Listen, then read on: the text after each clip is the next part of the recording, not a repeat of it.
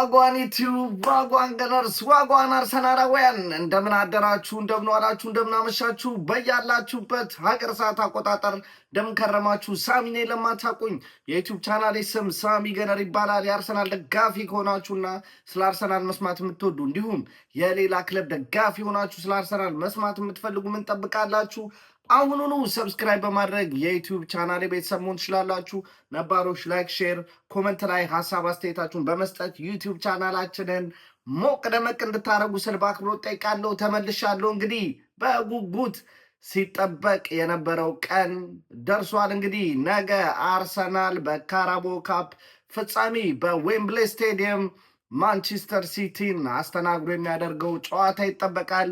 ስለዚህ ጨዋታ ቅድመ ጨዋታ ትንታኔ ለመስጠት ነው የመጣሁት። የግል ሀሳቤን እንዲሁም በኮምፒቲሽኑ ላይ የነበረን ተሳትፎ እነሱን ጠቅሼ እንግዲህ የውጤት ግምት እንዲሁም ፕሪዲክሽን ላይናፔን የማሰፍርበት ቪዲዮ ይሆናል ማለት ነው። ይሄ እንግዲህ ነገ አርሰናል ከማንቸስተር ሲቲ መምህሩ ከደቀ መዝሙሩ ሚካኤል አርቴታ ከፔፕ ጋርዲዮላ የሚገናኙበት የሚፋጠጡበት ትልቅ የፍጻሜ መርሃ ግብር ነው። እንግዲህ የካራቦ ካፕ መርሃ ግብር ማለት ነው። በመጀመሪያ ደረጃ ስለ ካራቦ ካፕ ስናነሳ እንግዲህ በካራቦ ካፕ ላይ አርሰናል ብዙም ጥሩ የሚባል ቁጥራዊ መረጃ የለንም። ምክንያቱም ደግሞ ይሄ በካራቦ ካፕ እስካሁን 8 ጊዜ ለፍጻሜ ደርሰን ነገር ግን ማሸነፍ የቻልነው 2ቱን ብቻ ነው። እሱም በጣም ከረጅም ጊዜ በፊት ማሳካት የቻልናቸው ድሎች ነበሩ። የመጀመሪያው የካራቦ ካፕ ድላችንን እንግዲህ በ1987 ሊቨርፑልን 2-1 በማሸነፍ የተጎናጸፍነው ድል ነበር። ከዛ በመቀጠል ለመጨረሻ ጊዜ ማሳካት የቻልነው ደግሞ ከ33 ዓመታት በፊት በ1993 ሼፊልድ ዌንስዴይን እንዲሁ በተመሳሳይ 2-1 በሆነ ውጤት በማሸነፍ ሻምፒዮን የሆንበት ነበረ። ከዛ በኋላ ግን ለረጅም 33 ዓመታት ይህንን ክብር ማሳካት አቅቶን ቆይተናል። ለዚህ ብዙ ምክንያቶች አሉ። ዋነኛው ነገር ግን የወቅቱ የአርሰናል አሰልጣኝ የነበሩት አርሰን ቬንገር እንግዲህ የካራቦ ካፕ ኮምፒቲሽንን የወጣት ተጫዋቾች ልምድ ማግኛ ልምድ መቅሰሚያ እንዲሁም የአካዳሚ ልጆችን ወደ ዋናው ቲም ቻንስ የሚያገኙበትን መንገድ የሚፈጥሩበት ኮምፒቲሽን ነበር። በዛ የተነሳ ብዙ ስኬት ማግኘት አልቻልንም በካራቦ ካፕ ማለት ነው። ተጋጣሚያችን ማንቸስተር ሲቲን ደግሞ ስንመለከት በዚህ የካራቦ ካፕ ውድድር ላይ 8 ጊዜ ቻምፒዮን መሆን ችሏል። እንግዲህ እጅግ ከኛ በ6 ዋንጮች እንግዲህ የበላይ ሆነው ተቀምጧል። ከ8ቱ 4ቱን ማሳካት የቻሉት ደግሞ በአሁኑ አሰልጣኛቸው ፔፔ ጋርዲዮላ ስር ነው። 2018፣ 2019፣ 2020 እና 21 ላይ በተከታታይ 4 ዓመት ነው እንግዲህ ፔፔ ጋርዲዮላ 4 ጊዜ በተከታታይ ሻምፒዮን በመሆን በእንግሊዝ ታሪክ 4 ጊዜ በተከታታይ አንድ አሰልጣኝ የካራቦ ካፕ ዋንጫን ሲያሳካ የመጀመሪያ ጊዜ ተብሎ እንግዲህ በታሪክ መዝገብ ላይ ለመጻፍ ችሏል ማለት ነው። የመጀመሪያ የካራቦ ካፕ ዋንጫ ባለቤትም ሲሆን አርሰናልን በ2018 የፋይናል ጨዋታ በዌምብሌ የተደረገው 3-0 በማሸነፍ ነበር የመጀመሪያ የካራቦ ካፕ ዋንጫውን ፔፔ ጋርዲዮላ ማሳካት የቻለው። እውነት ለመናገር የአሁኑ አርሰናልና የ2018 አርሰናል እጅግ በጣም የኳሊቲ ልዩነት አላቸው። የአርሰናል ስኳድ ብቻ ሳይሆን እንዲሁም በወቅቱ የነበረው የማንቸስተር ሲቲ ስኳድ ወርልድ ክላስ የሚባል ስኳድ ነበረ። በወቅቱ እንግዲህ አርሰናልን ወክለው በዛ ጨዋታ ላይ መሳተፍ የቻሉት በግብ ጠባቂ ቦታ ላይ ኦስፒና ነበረ። አርሰናልን እንግዲህ በግብ ጠባቂነት እየመራ ይዞ የገባው። የተከላካይ መስመር ተጫዋቾቻችንን ስንመለከት እጅግ በጣም የሚያስቅ ነበር። ባይዘዌ ይዘን የገባ ነው አሰላለፍ እንግዲህ 3-5-2 የሚባል አሰላለፍ ወይም 3-4-3 አሰላለፍ ነበር ይዘን የገባ ነው። የተከላካይ መስመር ተጫዋች ላይ ካሉም ቻምበርስ፣ ሻኩርዳ፣ ሙስጣፊ ታውቁታላችሁ እንግዲህ በዝባዛ የሆነ የተከላካይ መስመር ተጫዋች እንዲሁም ኮሽሊኒ በእነዚህ 3 የመሀል ተከላካዮች የተጫወትን ሲሆን መሀል ቦታ ላይ ደግሞ የነበሩት ሂክቶር ቤለሪን እንግዲህ አሴ ፉልባክም እየተጫወተ ነበር እዛ ጨዋታ ላይ። ጃክ ዊልሸር፣ ግራኒ ዣካ እና ናቾ ሙንሪያል ነበሩ። ናቾ ሙንሪያል በግራ ፉልባክ ላይ እንዲሁ ሲከላከሉ 5 የሆኑ ነበረ።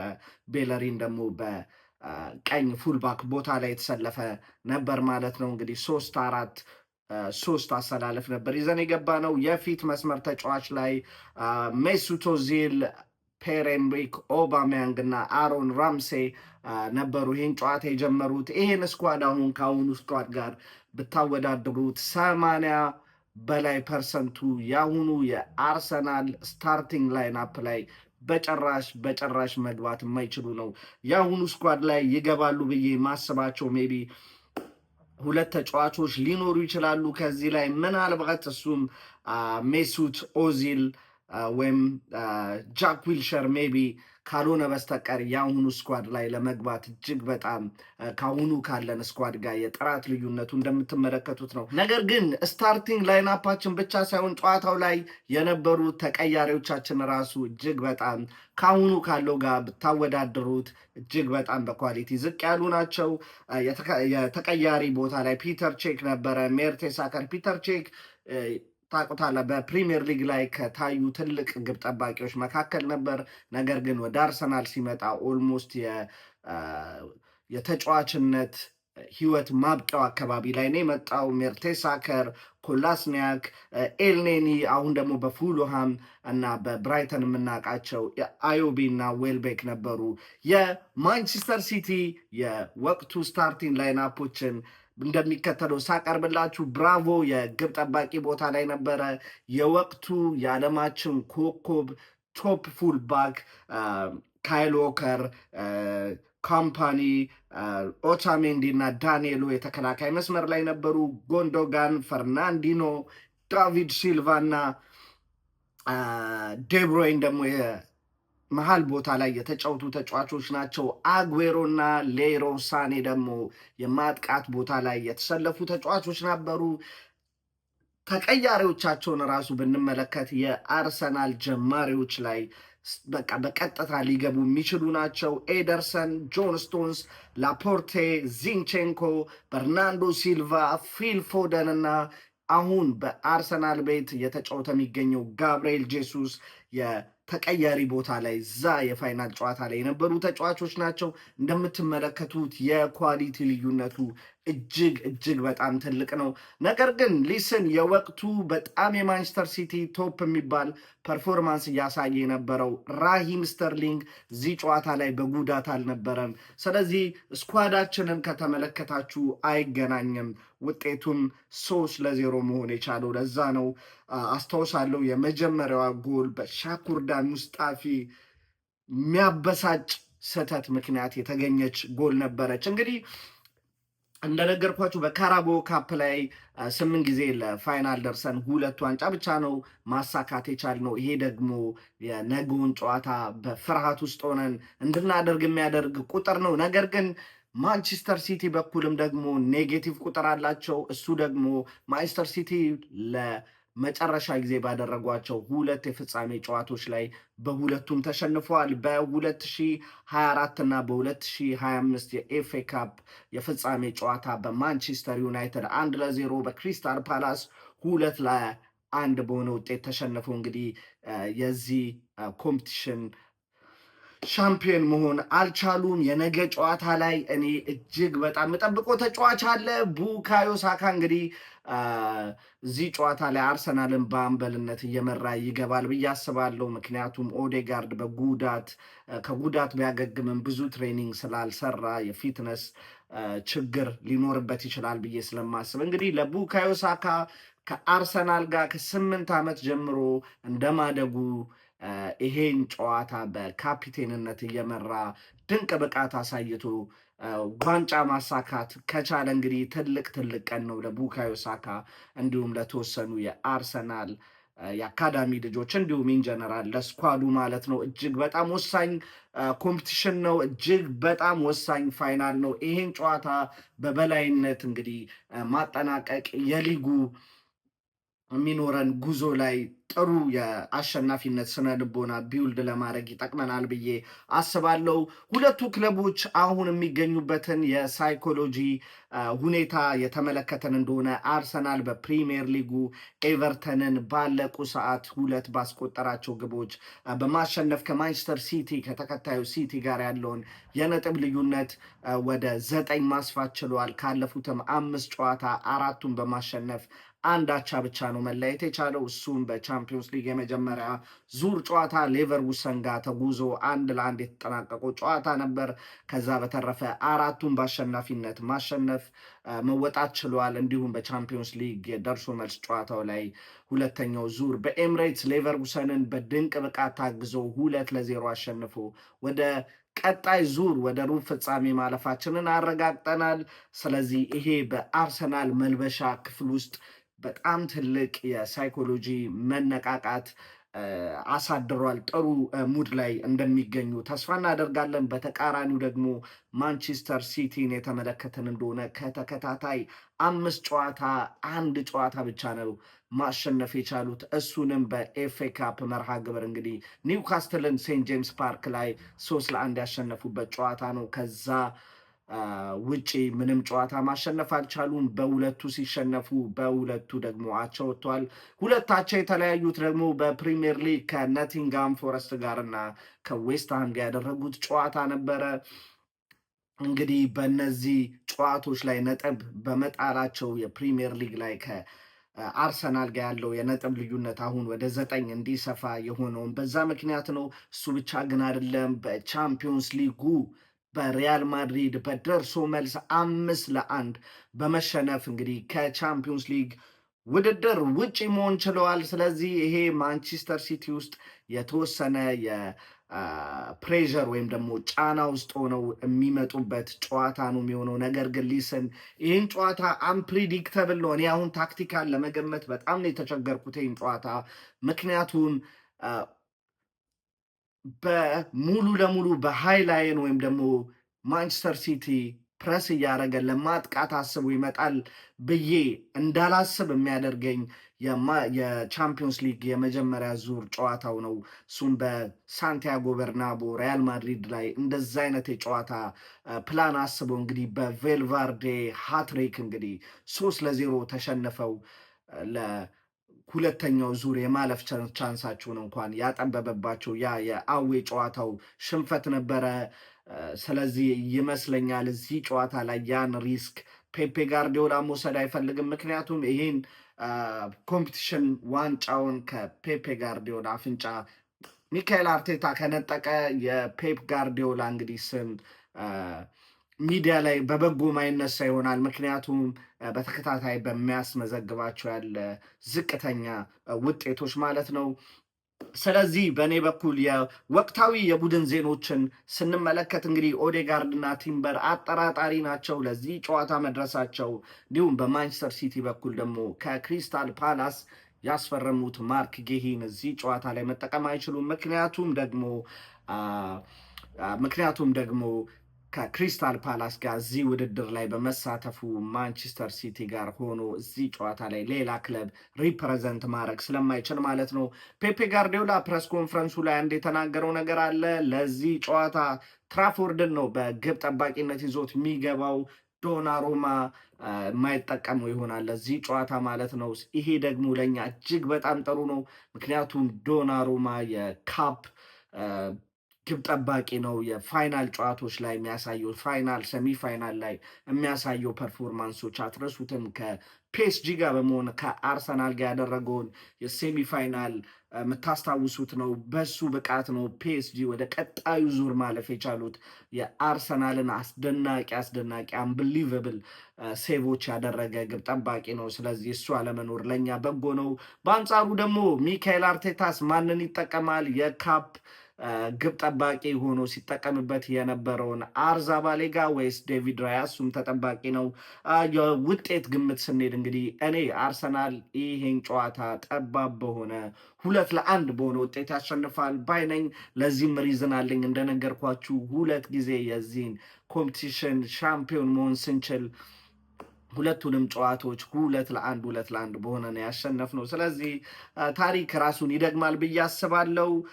የእናንተ ውጤት ግምት ምን ይመስላል? ኮመንት ሴክሽን ላይ አሳውቁኝ። ወደ ግምታዊ አሰላለፍ ስንሄድ በእኔ በኩል ለዚህ ጨዋታ ኬፓ አሪዛባላጋ እዚህ ድረስ ይዞን መጥቶናል።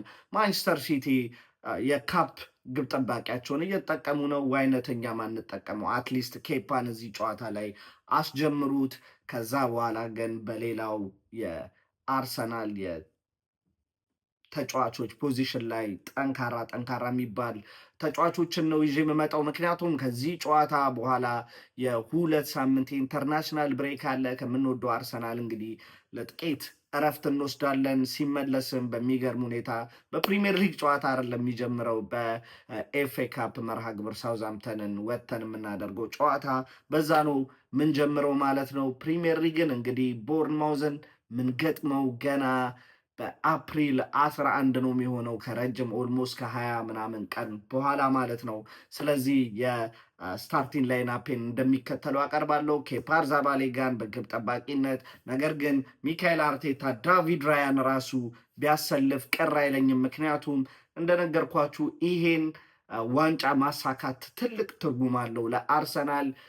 የመጀመሪያው የሚጠናቀቀው በዋንጫ ካነሳን እንግዲህ መጀመሪያ የሚያልቀው ከአራቱ ኮምፒቲሽኖች አንደኛው ይሄን ነው። ይሄን ማሳካት ከቻለን እንግዲህ 1 ብለን ቲክ አድርገን ለሌሎቹ 3 ደግሞ እያየን ጌም ባይ ጌም ዲሳይድ የምናደርግ ይሆናል። ይህን ጨዋታ ግን የግዴታ ማሸነፍ አለብን ብዬ አስባለሁ። የፉልባክ ቦታ ላይ ቲምበር ነገር አጠራጣሪ ስለሆነ በእኔ በኩል እዚህ ላይ ሞስኬራን ነው መጠቀም የምፈልገው። አይኖ ቤን ዋይት በጣም ሄልፕ ያደርገናል ስፔሻሊ አታኪንግ ላይ።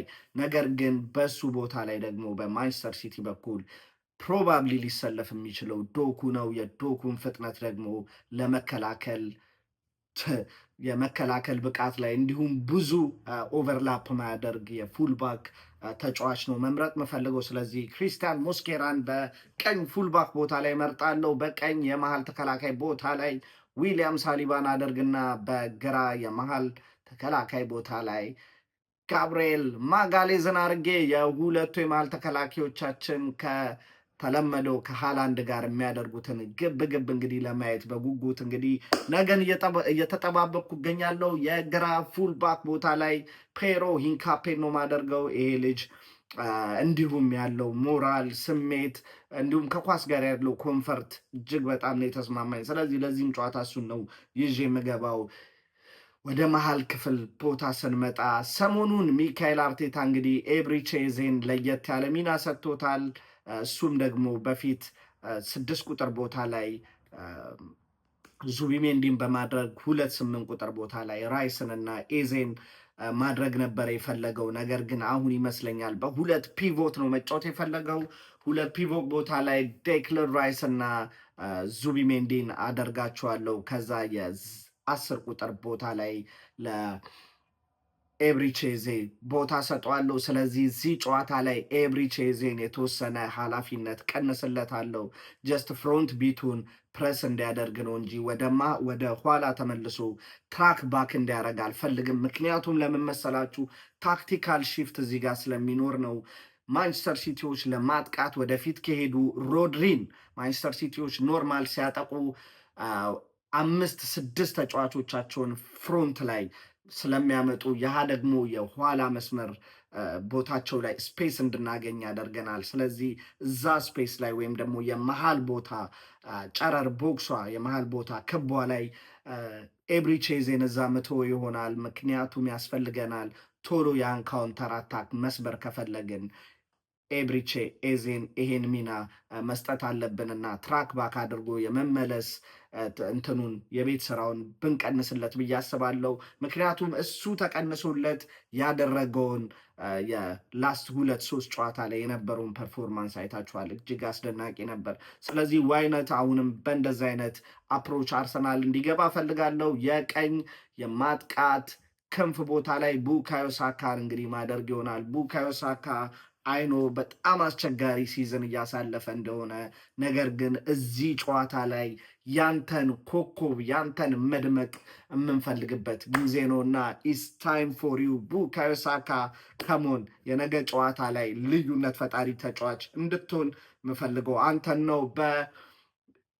ይሄ ነው ወሳኙ ቦታ ላይ እና መነጋገር ያለብን ቦታ። እንደነገርኳችሁ ፔፔ ጋርዲዮላ በምን አይነት አፕሮች እንደሚገባ አላውቅም። ምክንያቱም የኤምሬትስ ስቴዲየሙን የመጀመሪያ ዙር የፕሪሚየር ሊግ ጨዋታ ከተመለከታችሁ በጣም በሎ ብሎ ካፈግፍጎ ነበር መጫወት የፈለገው። እንደ ወትሮ ማንቸስተር ሲቲዎች ፕረስ እያደረጉ ወደፊት መምጣት አልፈለጉም ነበረ።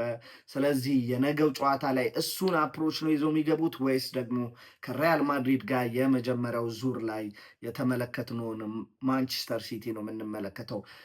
ለሁለቱ የተለያዩ አይነቶች የግራ ክንፍ ተጫዋች ነው የምመርጠው። በማጥቃት አስበው በማጥቃት ኢንተንሲቲ የሚገቡ ከሆነ የግራ ክንፍ ቦታ ላይ ማርቲኔሊ ተስማሚው ተጫዋች ነው። ያኔም ታስታውሳላችሁ የኤምሬትሱ ጨዋታ ላይ አንድ እኩል በተለያየንበት ጨዋታ ላይ ብሬክ አድርገናቸው ያቻነት ግቧን ማስቆጠር የቻልነው በማርቲኔሊ አስደናቂ ሩጫ ነበር። ስለዚህ እዚህ ጨዋታ ላይም የእሱ መኖር አስፈላጊ ሊሆን ይችላል፣ ግን እንደነገርኳችሁ የታክቲካል ስለዚህ በእኔ በኩል ኤኒዌይስ ማርቲኔሊን እዛ ቦታ ላይ ባረገው ይችላል። ነገር ግን በሎ ብሎክ የሚጫወቱ ከሆነ አፈግፍገው ትሮሳርድ ተስማሚው ተጫዋች ነው። ምክንያቱም ኢዝ ኮምፈርተብል እንደ ባለፈው የቻምፒዮንስ ሊግ ጨዋታው ላይ እንደተመለከትነው ወደ መሀል እየገባ ታክቲካል ወይም ደግሞ ፖዚሽናል ፍሪደም ተሰጥቶት ብዙ ነገሮችን ማድረግ ሲፈልግ ወይም ደግሞ ሲሞክር ተመልክተነዋል። እሱ ያስፈልገናል። ነገር ግን ምናልባትም የቆሰለ አንበሳ ሆነው በንዴት ሊገቡ ይችላሉ የሚል እምነት ስላለኝ ማርቲኔሊን እዛ ቦታ ላይ የማሰልፍ ይሆናል። የፊት 9 ቁጥር ቦታ ላይ ታዲያ ማንን ነው ማድረገው? ቪክቶር ዮኬሬዝን አደርግና እንግዲህ የነገውን ወሳኝ የካራቦ ካፕ ፋይናል ጨዋታ በነዚህ ድንቅ ስታርቲንግ ላይናፕ ገብቼ የቤት ስራችንን በአግባቡ ፈጽመን ዋንጫችንን ስመን እንግዲህ ለ2 ሳምንት ኢንተርናሽናል ብሬክ ይኖረናል። በኢንተርናሽናል ብሬክ አገራቸውን ለማገልገል የሚሄዱ ተጫዋቾች ይሄዳሉ። ከዛ በኋላ ሆፕፉሊ በሙሉ ፊትነስ ላይ ይመለሱልናል። ጉዳት አስተናግዶ አይመጡም። ከዛ በኋላ የፕሪሚየር ሊጉም የቻምፒዮንስ ሊጉም የኤፍኤ ካፑም ጉዞ ይቀጥላል ማለት ነው። ከጨዋታ በኋላ እንግዲህ በማች ሪያክሽን ቪዲዮ እምመጣ ይሆናል።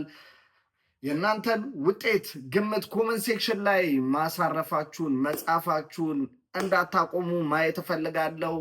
አዲስ ከሆናችሁ ሰብስክራይብ፣ እንዲሁም ስትገቡ ላይክ ያላደረጋችሁ ስትወጡ ላይክ አድርጉ። ለዛሬ ነበር ርዕሴን ይመስላል። አባውት ካሞን ዩ ገነርስ